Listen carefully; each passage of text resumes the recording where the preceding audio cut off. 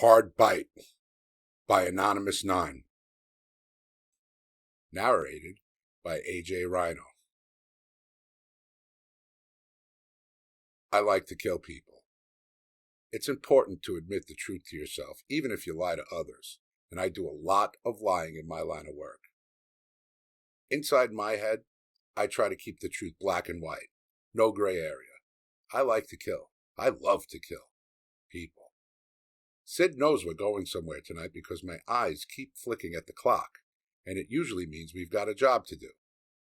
I found my latest target online at a news site, a national story local to Los Angeles. I've lived here long enough to be considered a local by most people, though I never lost my New York accent. I guess some things just never leave you. Killing locally is a necessity, though, since I'm not really mobile. A Mac with assistive technologies enables me to work the keyboard. Assistive technology is code word for stuff that helps cripples use a computer. Easy to understand, right?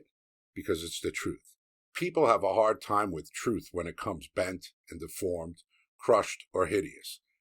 So they invent terms like assistive technologies to sidestep the one word that makes it crystal clear. Cripple, crippled, crippling. I went from noun to action verb, riding a year-long bed of pain. After flirting with suicide, which lost its appeal contemplated deeply, a fresh start in rough justice sounded just about right. Why settle for cripple when you can be crippling? I admit, I don't look very imposing. It's my wheelchair, the steel hand, my pencil neck that would flop over and crank from the weight of my head if it weren't for the metal rod holding it up. I look useless. You'd think that, but you would be thinking wrong. And fuck you, by the way, for your perception. I bring righteous vengeance to evil people, make a living, and take care of myself by myself. What do you do with your life, motherfucker? Sorry, I rant sometimes. Sorry, buddy. Keep reading, please. I was going to tell you about a few successful kills. At first, I called myself an assassin to give the impression I wasn't just a whack job lusting for blood. There's a larger reason why I kill. But then, Merriam-Webster ruined that idea by defining it as killing for impersonal reasons. And that's incorrect. I kill for extremely personal reasons.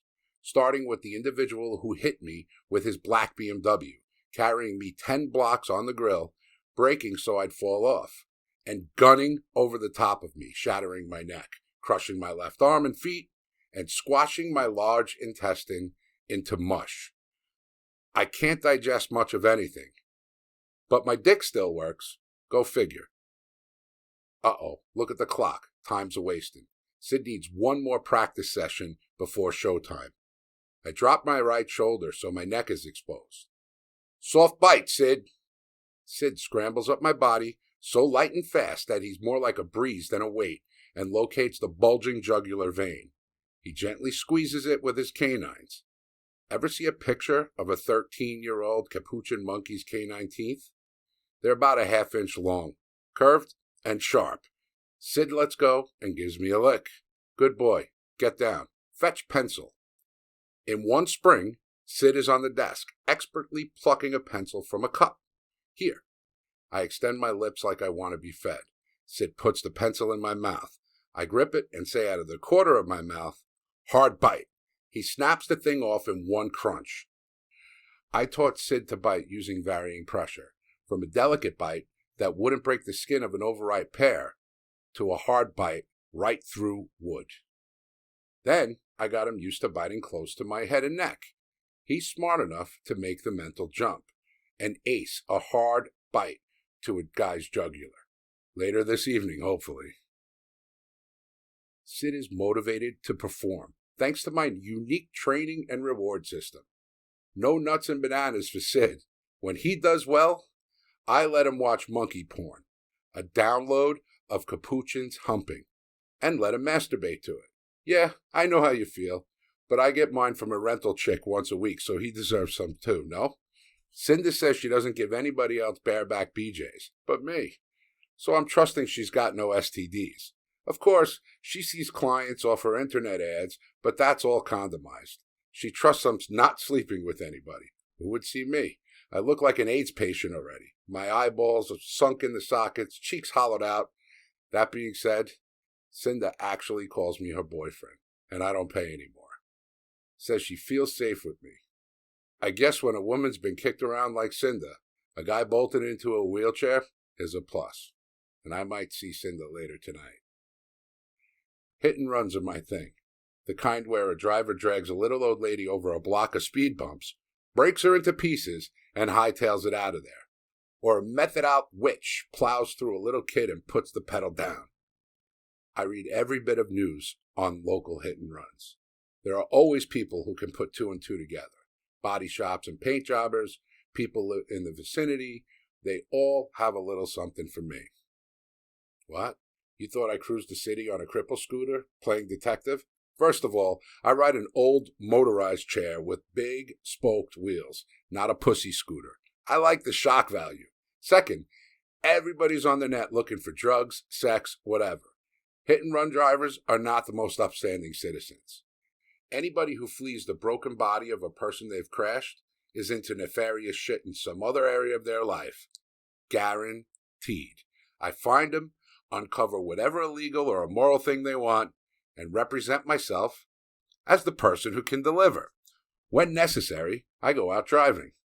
You're wondering how a guy like me, with one hand and feet that don't work, got licensed.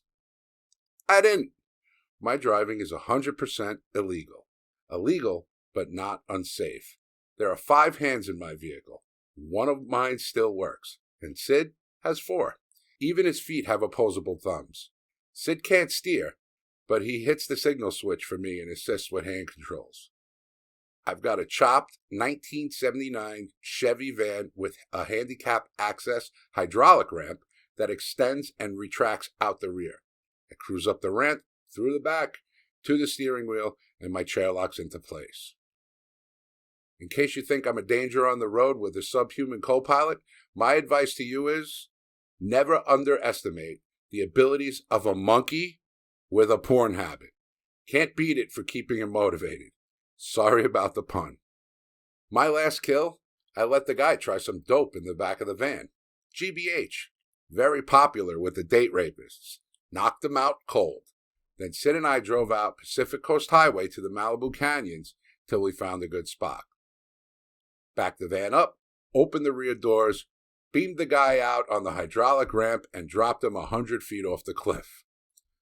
Took weeks to find his broken, maggot-rotted corpse. Would you look at that? Sid is jumping up and down. Body language for let's roll. I tuck the van keys in my pocket. He hops on my shoulder, and we head for the elevator to the parking garage. The plan is real simple. Meet the target in Lakewood, a nice burb of Long Beach, at a park. Late, there won't be anybody around. After Sid goes on his venal chomp, the guy should bleed out in 2 minutes or less. And away we go. That's the plan, anyway. Outside, there's a light drizzle, which is great, because nobody in LA goes out in any kind of wet, especially after midnight. We drive east on Washington Boulevard to Lincoln, head south a few blocks, and catch the 91 to the 405. Sid is doing great with the signal switch. Wouldn't you know, my cell phone rings, but Sid is all over it. Pressing call, answer, and speaker. Where are you? Cinda's voice is low and steady, sexy without trying. In the van. Are you? Yes, on my way. I'm meeting the driver of a Mustang who clipped a father of 4 riding his bicycle at 7:30 a.m. on Sunday morning. The daddy fought for his life for a long time, hidden in a drainage ditch, while people who could have helped drove on by. Now, the daddy fought for his life for a long time, hidden in a drainage ditch, while people who could have helped drove on by, not even knowing. He was barely cold when a neighborhood search party traced his bike route and found him. Are you in Long Beach now? Close to. I turned into the parking area. There were no paint traces, no witnesses. Mr. Mustang would have gone clean except for a dent he got banged out. Moron told the body shop he'd struck a bicyclist. Illegal employees won't talk to the cops, but they spilled it in Spanglish to me. Since the hit, the driver developed a Klonopin habit. Rumor has it, a guilty conscience can cause chronic tension, and Klonopin is a powerful anti-anxiety. You should try it sometime. 1/2 milligram tablet induces relaxation on par with overboiled linguine. I passed myself off as a connection for generic prescription Klonopin, and that's supposedly why we're meeting at the park tonight, to do a drug deal. I'm here now. My van swings into the lot. Another set of headlights flash, making the same turn. He's here. I'll call you. The target parks and walks over. I motion him in the passenger side. Seeing Sid, he shakes his head, makes a face. A sign from me, and Sid rolls down the window. I'm not getting in there with no fucking monkey. He's a pet. He's harmless. He gives me a horrified, disgusted look I tend to attract from strangers. I have less visual appeal than Sid, obviously. It hasn't dawned on this guy that had the father of 4 lived, he might have ended up looking like me. Fuck this. Too weird. He turns on his heel and starts back to the Mustang. It's now or never. I look at Sid, point to the guy. Hard bite. Sid blinks at me. For a second, it doesn't look like he gets it. I'll have to watch this thug walk away with murder. Sid studies my face. Whatever his simian brain sees there catapults him out the window. In 3 jumps, he's across the pavement and has the guy's pant leg. A flash, and he's climbing. Canines bared. The guy screams, arms windmilling, and breaks into a lopsided run. Sid takes a hard slap across the head.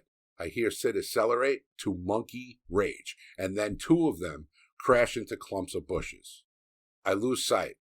All I can hear is bracken crunching, branches whipping, the man screaming over Sid's guttural grunts and chirps. All goes still. My heart hammers. The whole park, quiet as death. Sid erupts from the bushes, bounds toward the van, and throws himself through the window, dripping blood and goo, wild-eyed. I hear a long moan from the undergrowth, throw the van in reverse, and turn shakily out of the lot. Sid's in no shape to help, but we have to get a move on. A few miles down Carson is a nice suburban neighborhood. Not so fancy an old van will be out of place, not so ghetto that people watch every move. I pull in a few streets, cut the engine, and press Cinder's number. Sid stops bouncing off the walls, now covered with bloody splotches, and curls in a ball on the floor. His fur is shiny and slick with blood. I can't tell if the blood is his. The guy was alive when I left the park. If Sid just nicked him, he could still spray some blood and be fine. Neither of us voices the obvious. If the guy is fine, my description will be circulating with police soon. You need Sid washed, find out if he's wounded, and clean the van. Can you find a coin-op car wash? Hosing Sid with cold water right now might not be a good idea. I've got to find a warm place to bathe him. Back on Carson, several gas stations turn up, but the ones with bathrooms outside and around the back don't have hot water. Restaurants pass by, but the restrooms inside are multi-stall. If somebody walked in and saw a blood-soaked monkey splashing in the sink, it would be over. I'm considering the wisdom of ordering about 50 cups of takeout tea at a drive-thru, just for the hot water component, and rinsing Sid cup by cup when I see a sign. 24-hour Gym, Inc. I leave Sid with the van and roll inside. It's as busy as you'd expect at nearly 1 a.m. I approach the lone guy at the desk. How you doing? I want to buy a membership.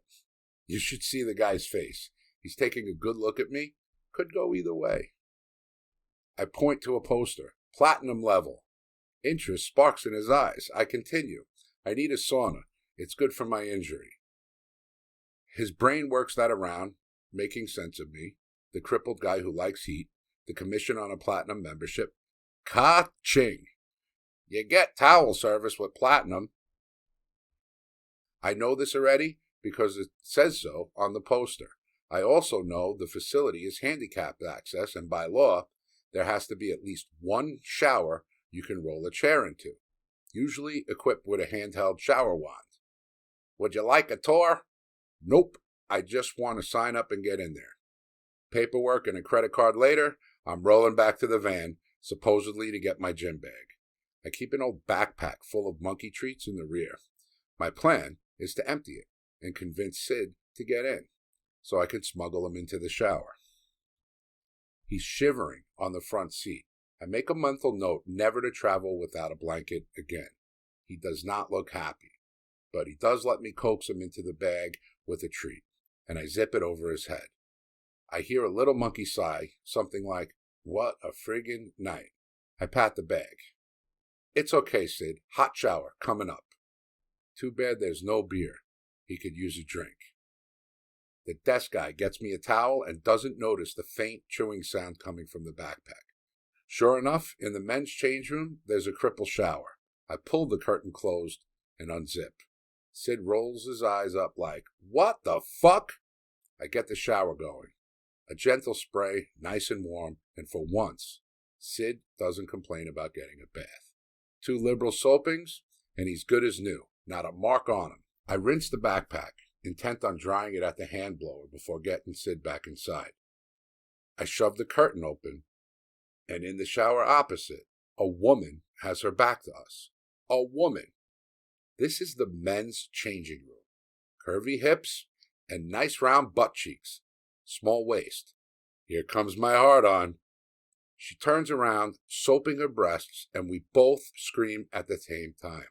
She has a dick. Not a big dick like those operated on she-males that are just guys with implants, but a real little 2-inch soft dick with pussy lips below. She is bug-eyed at a monkey in the room, and my jaw is hanging, looking from titties to dick, dick to titties. We make eye contact. "Excuse me," we both shout at the same time. She snaps the curtain shut, and I wheel the hell out of there. Sid and I get back to the van without incident. Have to admit, I'm a little shaken. Some people have their bodies altered by accident, like me. Others come out of the womb that way. I'll remember this encounter next time I want to feel sorry for myself. Back in the van, I called Cinda. Sid's okay. Cinda makes a relieved sound. There's a coin-op car wash at Norwalk and Del Amo. In Lakewood? More like Hawaiian Gardens. Gangbanger Gardens. Afraid so. I could send you to Chorritos, but there's more police presence.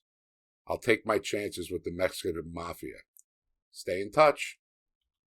The car wash is a bargain for 6 quarters, and the change machine even works. It's one of those open-air, cement-stall drive-in places where you work the hose yourself. Nobody's here, no pedestrians, hardly any traffic on the wet streets. I throw the van doors wide, put Sid on my shoulder, and turn the high-pressure hose on the interior. It's going to be a squishy ride back to L.A. We're nearly done when Sid does the inexplicable. He leaps away and goes bounding down a back alley. I roll after him, whisper shouting his name. The last thing we need is attention from the locals. Grimy cinder-block garages line the alley. One has the door up, spilling a square of light onto cracked cement. Sid stops in the dingy yellow and cringes, watching. The tortured sound of an animal stands hair up on my neck. A man, with his back turned, is hanging a muscular pit bull to death. It gags and jerks, drool dripping from the swollen, protruding tongue. Another dog, scabbed and scarred, is tied close, barking like hell. The graceless end of a failed fight dog. "Let the dog down," I hear myself command, immediately thinking, what the fuck am I doing? The dog convulses. His executioner, a Scrabble-survived son of the third world, whirls and laughs. "What are you going to do?" I said, "Cut the dog down." "Hey man, you look dead already. Maybe I'll help you faster." He leers in my face as a rock smashes the bridge of his nose. I don't have to look. Sid is a sure shot with projectiles. I lash out my steel hand and catch a corner of the guy's mouth, ripping it open to his ear. He falls, gurgling blood, and I slash the hanging dog free. He thuds to the dirt, hauling great gulps of air. The tied dog gnaws ravenously at his own rope. We don't wait to see the credits. Sid leaps on board as my chair reverses out. The tied pit breaks free. One mighty lunge, and his slavering jaws lock around the fallen man's windpipe.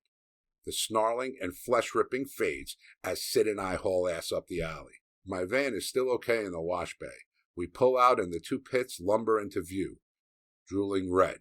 They look one way, then the other, deciding on a direction, and head north. We don't wave goodbye. Cinda and I spend a sleepless night, while Sid snores on the couch. We surf for news and avoid the subject of traceable evidence. Cinda creates the perfect distraction by splaying her legs on my desk so I can roll in close and get her in the mood to reciprocate. At 6 a.m., we turn on the TV news. 2 men are dead after a series of animal attacks in Long Beach last night. One in Lakewood Park and another a few miles away in Hawaiian Gardens. Both victims had their throats torn, consistent with dog attacks. It's not known if the same canines were involved in both deaths. Last night's rainfall has made tracing difficult, say police. A grin spreads across Cinda's face, and mine is pretty wide too. What direction did you say those dogs headed? North. Hope they're still running. All the way to Canada, baby. All the fucking way.